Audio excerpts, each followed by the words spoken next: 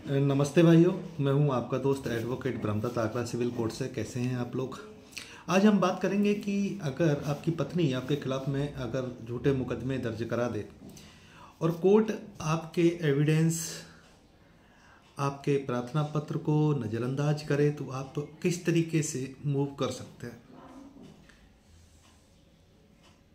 Video में आगे बढ़ने से पहले आप लोगों से रिक्वेस्ट है कि आप लोग चैनल को ज़्यादा से ज़्यादा सब्सक्राइब कर लें, लोगों तक शेयर करें, क्योंकि देखने में आया है कि बहुत सारे केसेस में, चाहे वो CRPC 125 का भरण पोषण का केस हो, चाहे वो डोमेस्टिक वायलेंस का केस हो, उसमें गलत तरीके से कार्रवाई की जाती है, पतियों को नज़रअंदाज किया जाता है और पति द्वारा कोई भी साक्ष्य अगर प्रस्तुत कर दिया जाए तो उसको अदालत जो है बिल्कुल नज़रअंदाज कर देती है, पतियों को सुना नहीं जाता है। जबकि कानूनी प्रावधान है कि बचाव का हर मौका विपक्षी को मिलना चाहिए।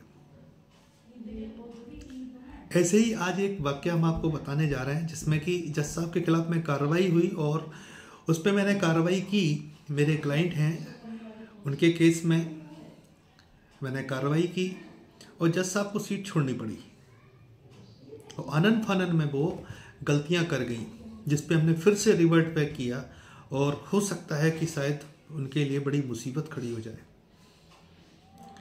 आज ये मेरा जो वीडियो बनाने का जो उद्देश्य है वो ये है कि जो लोग फर्जी मुकदमे लड़ रहे हैं, पत्नियों के द्वारा जो पेशबंदी में जो मुकदमे लगाए गए हैं और पत्नियां ये सोचती हैं कि हमने केस लगा दिए हैं, पति दबाव में आ जाएगा, सारी चीज़ें ये मानते हैं कि कोई भी आदेश अगर हो जाता है तो कष्टदायक तो होता ही है, परेशानी होती है, लेकिन हमें इन सब चीज़ों से कैसे निपटना है।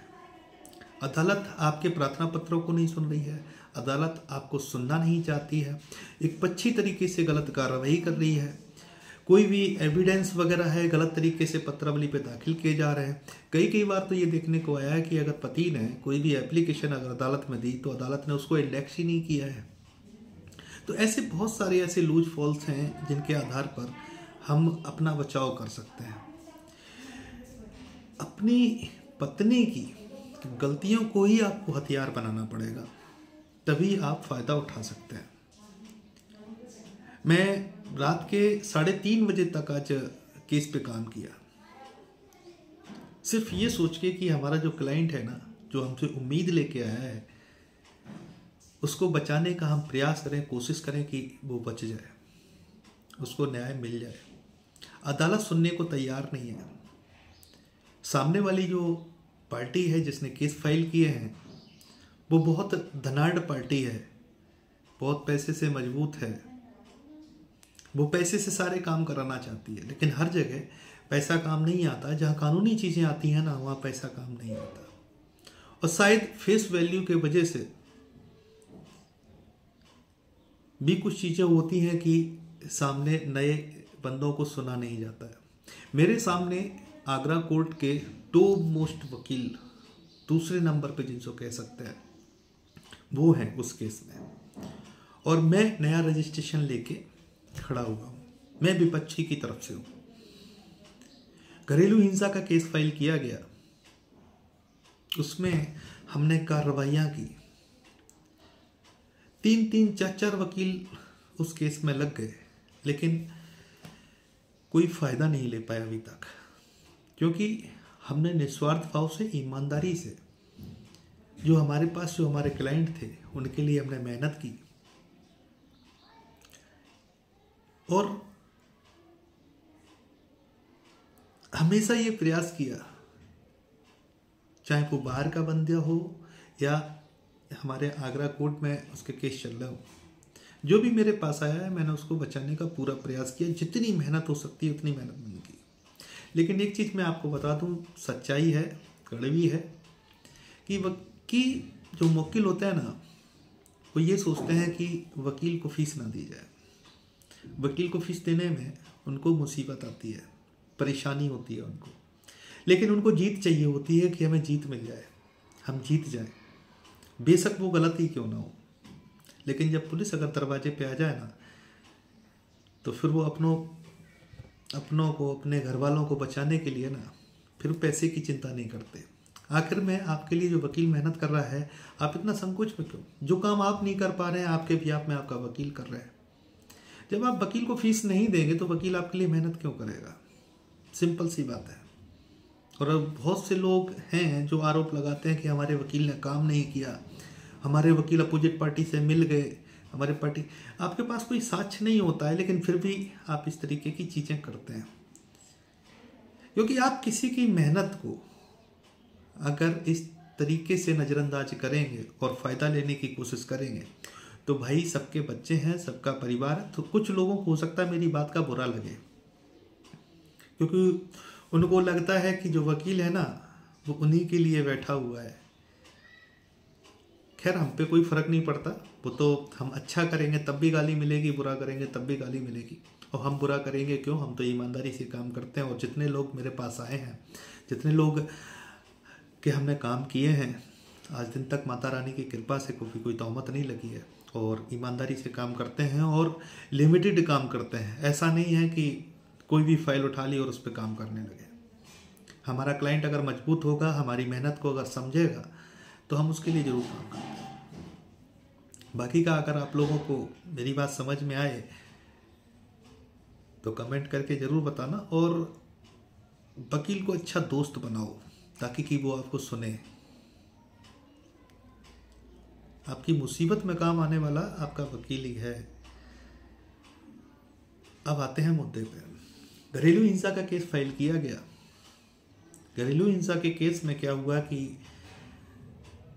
1 साल पीछे की डेट डाल के केस को रजिस्टर किया गया।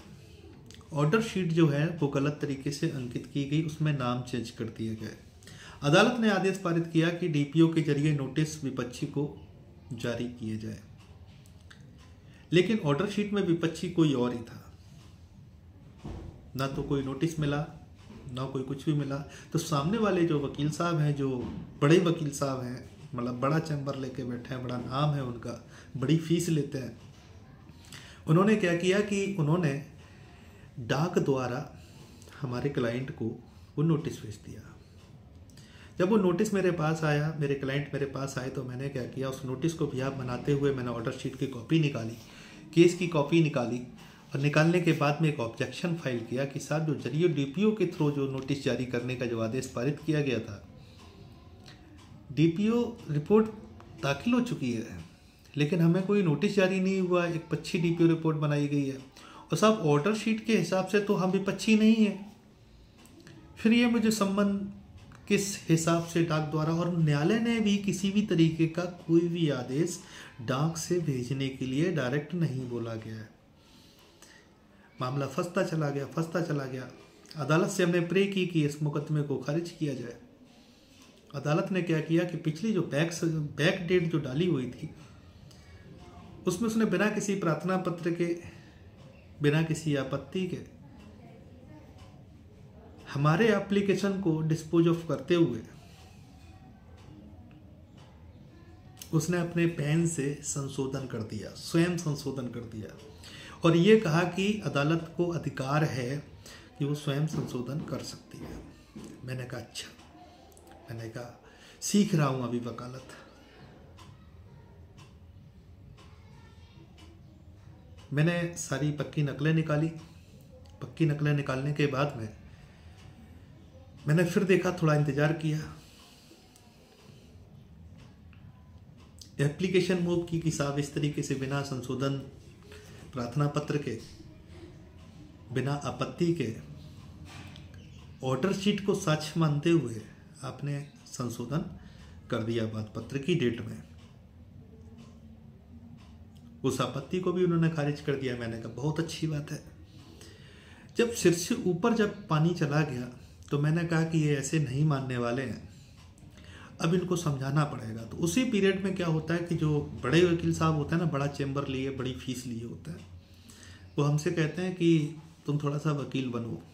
वो इसलिए कह रहे थे क्योंकि उन्होंने जो हमें कॉपी रिसीव कराई थी उसके पीछे उन्होंने अपना नंबर डाल दिया था ताकि कि हम बिक सकें, यानी कि हम खरीदे जा सकें। पानी में भीगा हुआ खड़ा हुआ था, मोबाइल और पर्स मेरा जेब में था, बुलाया गया था, मैं तुरंत गया मोटरसाइकिल से। कॉपी पे पीछे नंबर लिख दिया। सेंस उनका यही था कि डीलिंग कर सके, लेकिन मैं जो लेता हूँ पैसे ईमानदारी से लेता हूँ, अपनी मेहनत का लेता हूँ, लेकिन मैं बिक नहीं सकता। अब वो नंबर मुझे दिया गया है क्योंकि जैसा कि एक ट्रेंड चलता है, लेकिन उस ट्रेंड में हम आने वाले नहीं थे क्योंकि हम एक्सीडेंटल वकील हैं, चीज़ों को हमने फेस किया है। तो उन्होंने कहा कि वकील बनो, तो मैंने कहा ठीक है, देखते हैं वकील बनते हैं, अगली डेट पे वकील बन के आएंगे सही तरीके से। बहरहाल आपका आशीर्वाद बना रहे, क्योंकि मुझे पता था कि अब हम घुमा घुमा के सही तरीके से कानूनी चीज़ें लाएंगे और इनको बताएंगे कि मुकदमेबाजी कैसे होती है।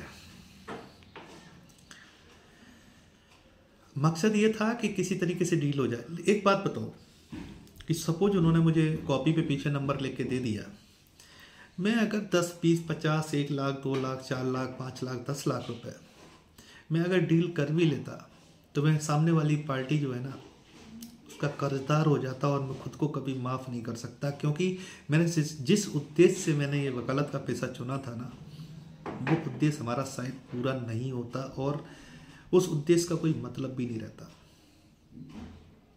क्योंकि हमें ये जो पैसा दिया जा रहा था वो चुप रहने के लिए दिया जा रहा था कि अदालत में आप शांति से खड़े रहो, आपको बोलना नहीं है। और हमारा बोलने का मतलब उनके लिए मुसीबत खड़ा करना है, और हमारा चुप रहने का मतलब कि हमारे क्लाइंट को नुकसान, उसके बच्चों को नुकसान, उसके परिवार को नुकसान, उसकी नौकरी को नुकसान, सारी चीज़ों को, क्योंकि सामने वाली पार्टी जो है ना वो डैमेज करने के लिए पूरी तरीके से लगी हुई है।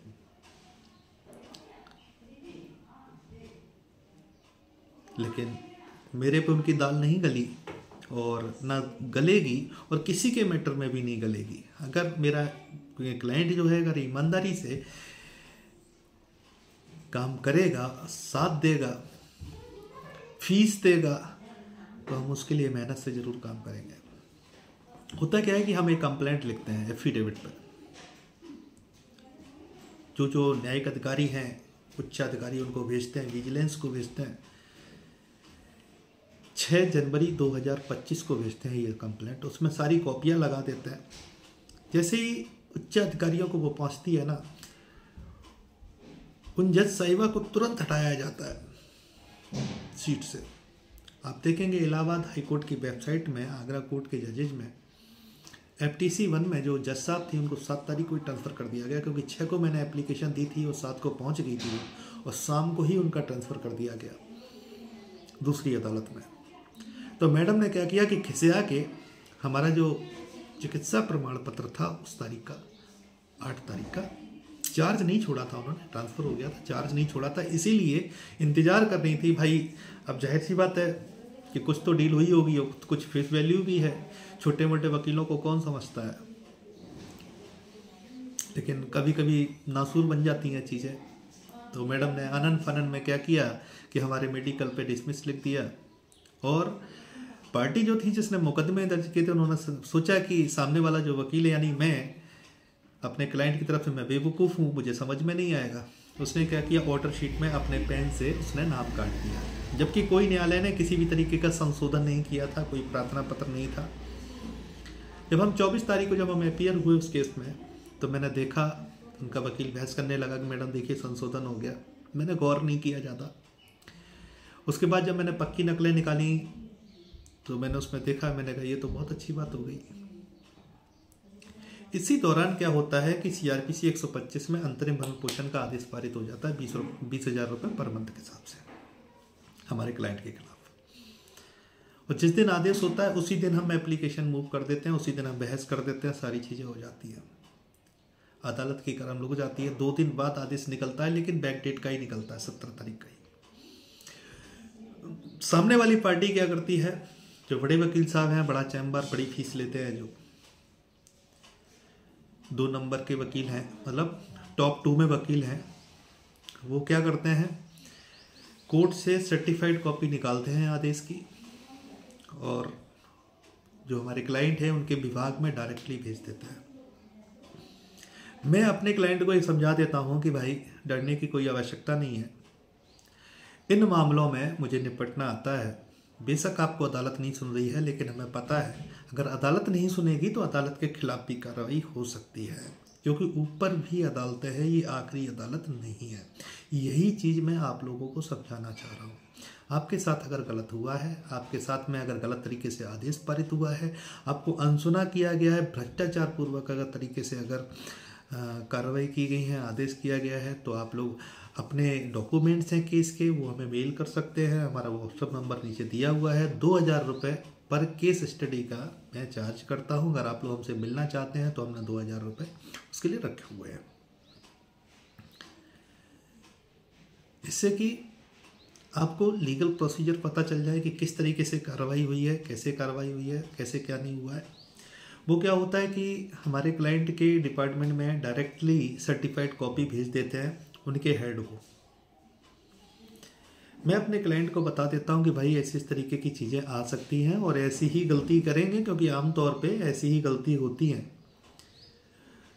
तो उस विभाग ने हमारे क्लाइंट को बुलाया, उनसे बताया, चूँकि मैं अपने क्लाइंट को ऑलरेडी समझा चुका था फ़ोन पे कि भाई अगर इस तरीके की चीज़ें आएंगी, मुझे पता है, क्योंकि गलतियां यही होती हैं। डायरेक्टली महिलाएं क्या करती हैं कि अपने पतियों के विरुद्ध में आदेश लेके डायरेक्ट डिपार्टमेंट में भेज देती हैं। मैंने उनको समझाया कि भाई इस तरीके का आदेश अगर आए तो आपको क्या बोलना है, आपको ये बोलना कि जो ऑर्डर है वो ऑर्डर कॉम्प्लाइंस नहीं कराया गया, इसमें जो आदेश आया है इसमें आपका विभाग कहीं पार्टी नहीं है, कोई पक्षकार नहीं है, इसलिए विभाग इसको अभी कॉम्प्लाइंस नहीं कर सकता। और जिसने ये आपको भेजा है उससे आप ये पूछिए कि आपने किस कानून और किस अधिकार के तहत में आपने ये आदेश हमें डायरेक्ट बाई पोस्ट भेजा।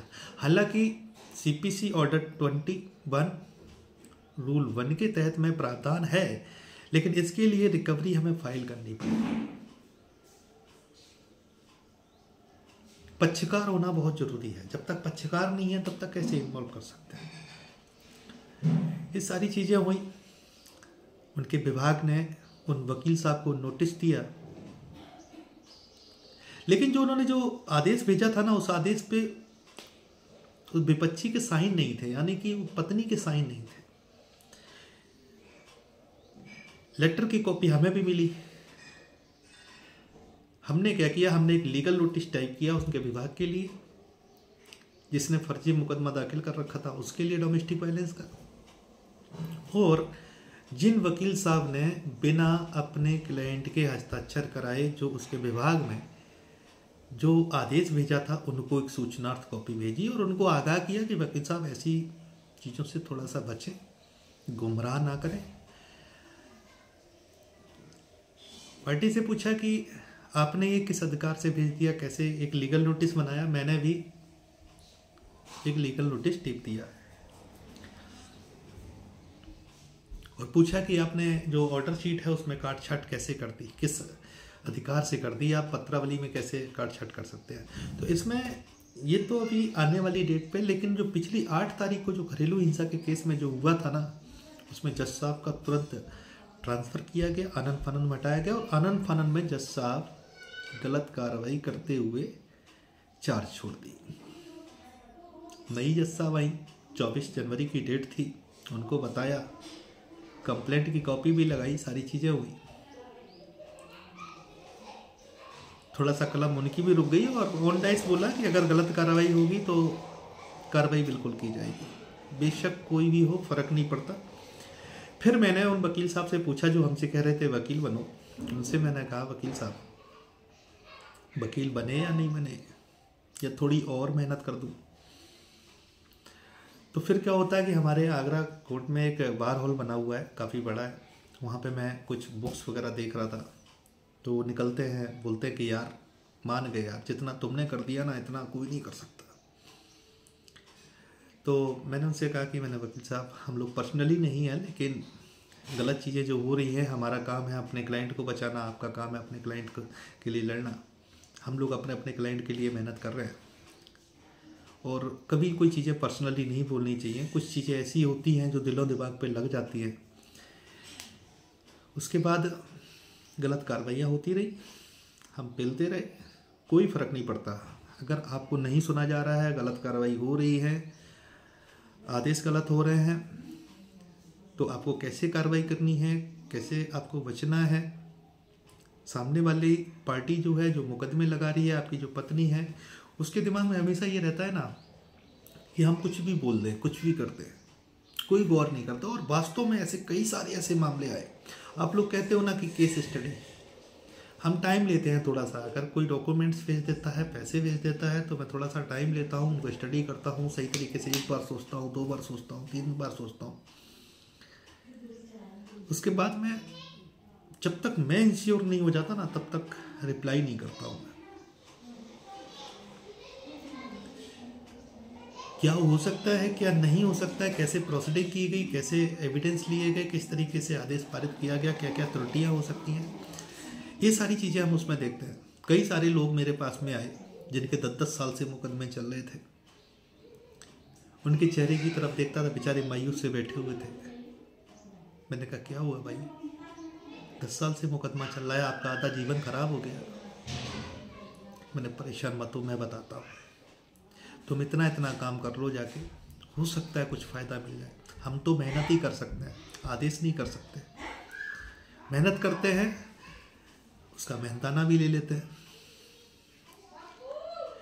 आज का जो वीडियो था ना, बनाने का मकसद ये था कि जो लोग भयभीत हो जाते हैं, जो लोग अपनी जान जोखिम में डाल देते हैं, गलत तरीके से अपने माँ बाप को रोने के लिए मजबूर कर जाते हैं, उनको मजबूत करने के लिए, उनके हौसले बुलंद करने के लिए हम आज ये वीडियो बनाए हैं कि आपको कैसे कार्रवाई करनी है। जो क्लाइंट मेरे हैं ना, उन्होंने आज के करीब 1 साल पहले जीने की उम्मीद छोड़ दी थी। सही मायने में देखा जाए, मैंने उनके लिए बहुत मेहनत की, एक भाई की तरह, छोटे भाई की तरह उनके लिए मेहनत की, रात रात भर मेहनत की, और अभी भी मेहनत ही कर रहा था कि कैसे भी इनको बचाया जाए, इनके परिवार को बचाया जाए। एक स्कूल में 80 बच्चे होते हैं और टीचर एक होता है पढ़ाने वाला। कौन बच्चा किस तरीके से चीज़ें ले रहा है ना, ये अपनी समझदारी के ऊपर डिपेंड करता है। बाकी का अगर मेरा वीडियो आपको अच्छा लगा हो तो आप लोग कमेंट करके ज़रूर बताएं, और डरे नहीं, परेशान ना हो, ईमानदारी से। अगर मालूम है जो गलत करता है ना, धोखाधड़ी करता है ना, वो कोई ना कोई साच छोड़ जाता है। आपके केस में भी ऐसे बहुत सारी ऐसी चीज़ें होंगी ना, जिससे कि आप सामने वाली पार्टी को ना घुटनों के बल ला सकते हैं। लेकिन तब जब आप अपने अधिवक्ता का सहयोग करोगे, इंटरेस्ट लोगे। अगर आप ये सोचोगे कि हमने वकील के ऊपर डाल दिया, वकील को हमने अच्छा वकील कर लिया, मोटी फीस दे दी, कोई फ़र्क नहीं पड़ता। आपको मेहनत करनी पड़ेगी। केस आपका है, वकील का केस नहीं है। वकील सिर्फ आपकी बात न्यायालय में कह सकते हैं, आपके लिए लड़ सकते हैं, लेकिन मेहनत आपको भी करनी पड़ेगी, आपको भी सपोर्ट करना पड़ेगा। बाकी तो गालियां तो हम लोगों को मिलती हैं, मिलती रहेंगी, वो भी हम आशीर्वाद की तरह ही लेते हैं आप लोगों का, आप लोग देते रहिए। लेकिन सच्चाई यही है कि अपने परिवार को बचाओ, जान जोखिम में न डालो, और ईमानदारी से अपने केस लड़ो। ज़्यादा देर नहीं चलेंगे, भरोसा है माता रानी पर।